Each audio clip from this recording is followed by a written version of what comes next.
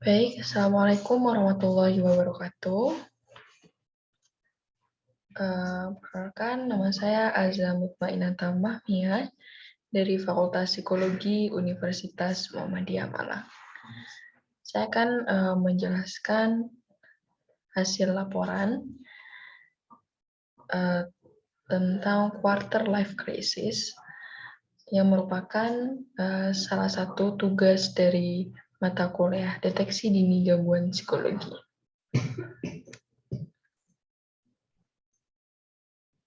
Oke, pengertian dari quarter life crisis.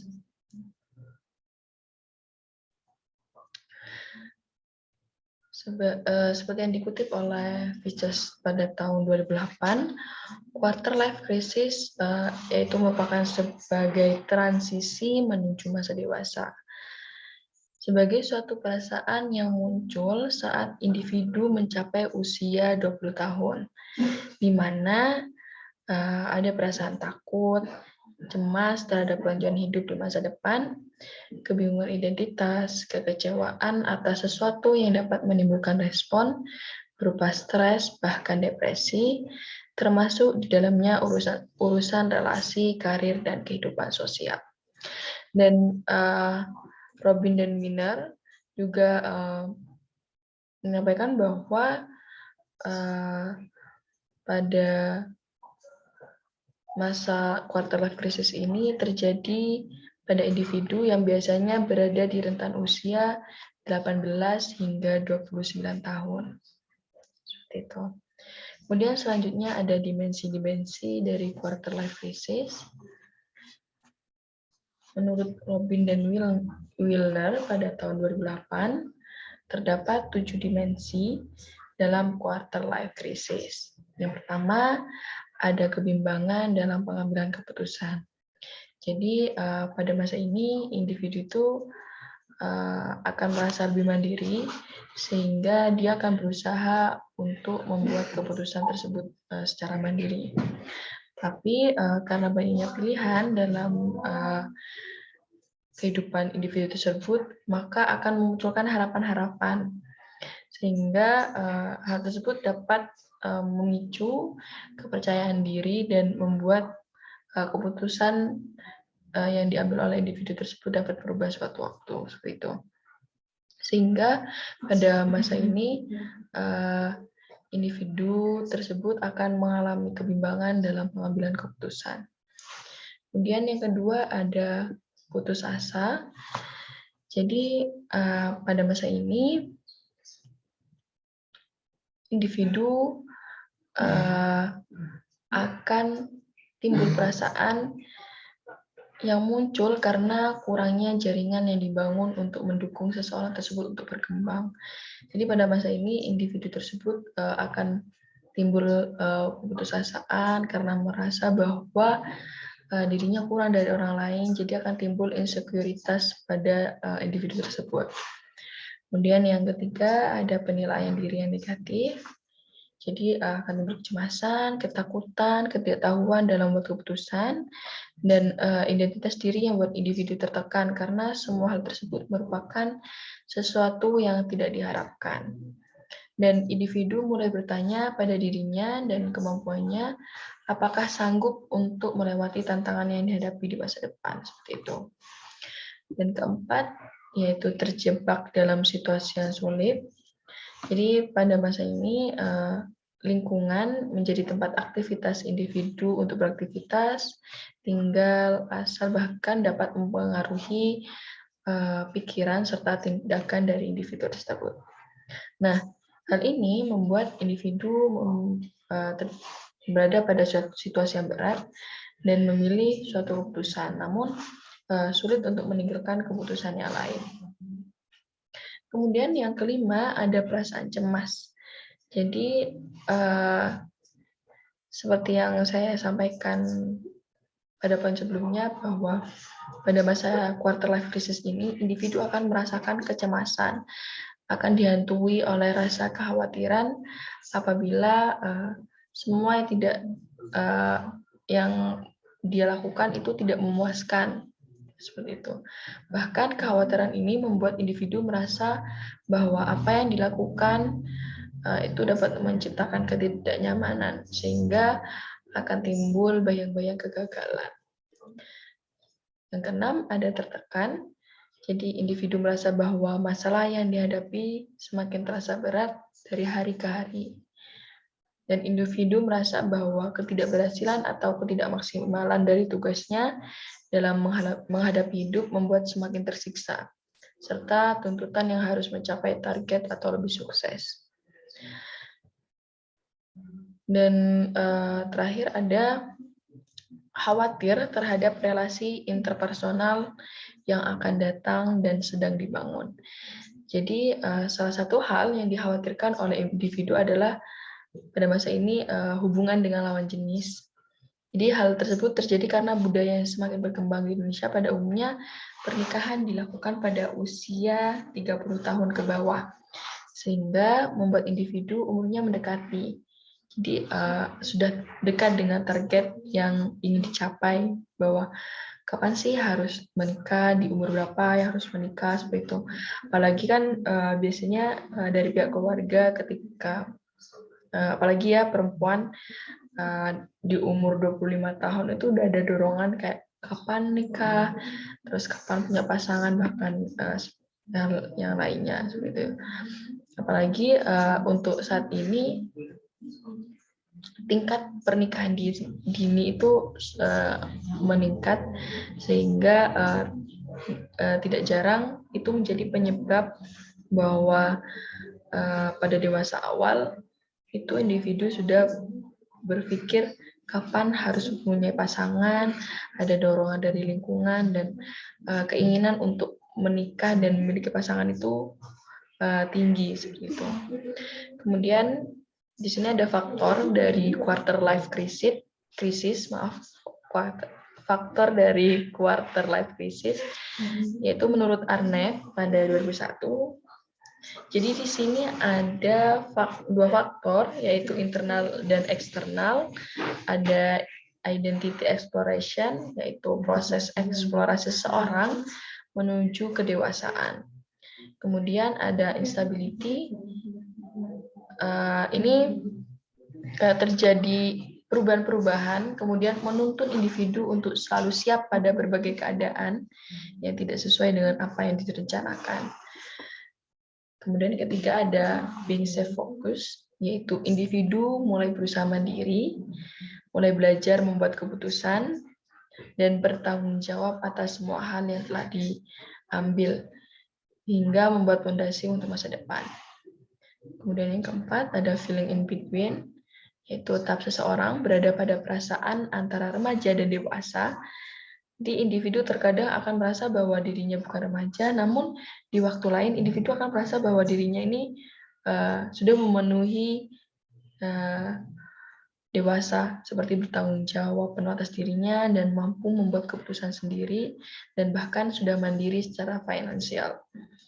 Kemudian yang kelima ada the age of possibility, yaitu di tahap ini individu itu dipenuhi akan harapan akan masa depan dan mulai mempertanyakan harapan dan mimpinya. Gitu. Jadi di tahap ini tuh bagaimana individu jika harapan dan mimpinya tidak sesuai dengan perencanaan di masa lalu, hingga muncul kekhawatiran tidak tercapainya harapan. Kemudian ada faktor internal, ada dari teman, percintaan, relasi, dan keluarga. Seperti yang saya jelaskan, termasuk dalam hal hubungan dengan lawan jenis, apakah pilihannya merupakan orang yang tepat untuk mendampingi atau menghabiskan waktu bersama di sisa-sisa hidupnya. Kemudian ada keinginan bekerja dan karir. Dan terakhir ada tantangan di bidang akademik. Jadi individu merasa tidak sesuai dengan bidang yang diminati dan muncul keraguan-keraguan tentang akademik yang ditempuh. Seperti saat ini mungkin di masa ini ya kuliah itu kan sudah masuk dewasa awal,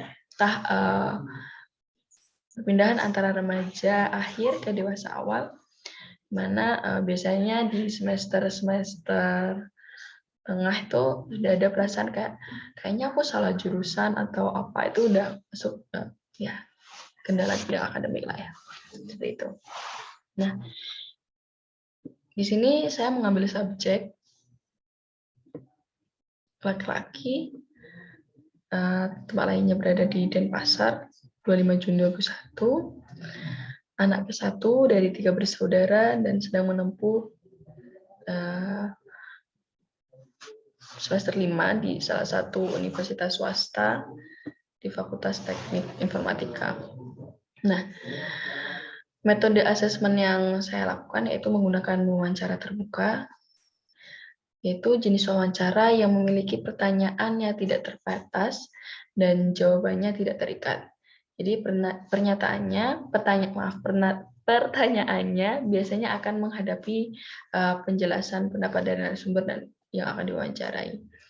Nah, wawancara terbuka ini juga bersifat bebas, di mana tidak menggunakan pedoman wawancara yang telah disusun secara sistematis, dan wawancara yang digunakan merupakan garis-garis besar permasalahan yang akan ditanyakan. Seperti itu. Nah, hasil asesmen yang saya lakukan, jadi berdasarkan hasil wawancara yang telah dilakukan, didapatkan hasil bahwasanya individu sulit mengambil keputusan dan kerap mempertanyakan kembali setelah keputusan tersebut diambil. Namun, individu selalu merasa yakin atas keputusannya dan siap atas segala risiko yang terjadi. Nah, dalam rencana jangka panjang, individu sudah merencanakan apa yang akan dilakukan setelah lulus kuliah, karena individu merupakan pribadi yang mudah beradaptasi dengan segala keadaan, sehingga tidak cemas dengan segala perubahan-perubahan yang terjadi di masa mendatang terkait perencanaannya. Dalam hal kecemasan, individu merasakan kecemasan di umur 20 tahun karena belum menghasilkan apa-apa dalam hidupnya dan merasa telah mengecewakan banyak orang, terutama orang tua. Secara finansial, individu juga cemas, merasa tidak bisa mandiri karena membebani orang tua, namun memiliki optimisme yang tinggi terhadap kemampuan dan keinginannya dalam melakukan perencanaan yang telah dibuat setelah lulus. Nah, agaknya individu juga kerap cemas melihat pencapaian orang lain, tekanan dalam hidup, dan membandingkan diri dengan orang lain, sehingga dapat mempengaruhi pilihan-pilihan kehidupan di masa depan, namun sudah mampu memprioritaskan yang berguna untuk dirinya di masa depan. Dalam hubungan sosial, individu dapat mempengaruhi kehidupannya sendiri, dan agaknya individu mampu mengontrol diri dalam hubungan percintaan dan keluarga, serta mengatasi masa-masa sulit. Kemudian yang selanjutnya ada kesimpulan dan saran. Kesimpulannya, berdasarkan dimensi quarter life crisis menurut Robin dan Wilner pada 2001, yaitu ada kebimbangan dalam mengambil keputusan, putus asa, penilaian diri yang negatif, terjebak pada situasi yang sulit, perasaan cemas, tertekan, dan khawatir terhadap relasi interpersonal. Nah, dari 7 aspek tersebut, didapatkan hasil kesimpulannya adalah individu mengalami kebimbangan dalam mengambil keputusan yang tinggi. Perasaan cemas karena ketidakmampuan individu untuk hidup mandiri.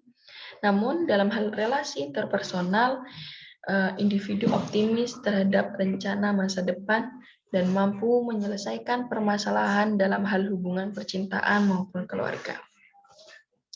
Nah, saran yang dapat dilakukan oleh subjek yaitu mampu mengontrol diri dalam mengurangi kecemasan, lebih memotivasi diri bahwasanya setiap orang memiliki kesempatan dan kemampuan dalam mengoptimalkan diri atas kehidupannya di masa depan.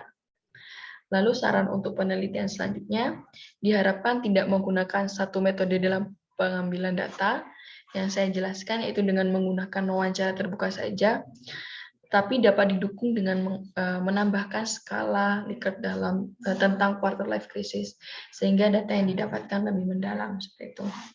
Nah, kenapa saya mengambil metode asesmennya hanya menggunakan wawancara terbuka? Karena bagi saya wawancara terbuka tersebut dapat membangun kepercayaan dan dapat mengambil data yang lebih mendalam dengan si subjek tersebut, seperti itu. Jadi tidak ada acuan harus memberikan pertanyaan apa, jadi tidak terkesan baku. Nah, seperti itu. Kemudian di sini ada referensi yang saya ambil selama laporan ini dibuat. Bisa dilihat di sini. Ada beberapa jurnal yang saya ambil dan ada 1, 2, 3, ada 3 diantaranya merupakan jurnal internasional, seperti itu. Mungkin sekian dari penjelasan saya terkait laporan pada mata kuliah deteksi dini gangguan psikologi tentang quarter life crisis. Mohon maaf jika ada salah kata ataupun kurang jelas dalam penyampaian saya. Sekian, wassalamualaikum warahmatullahi wabarakatuh.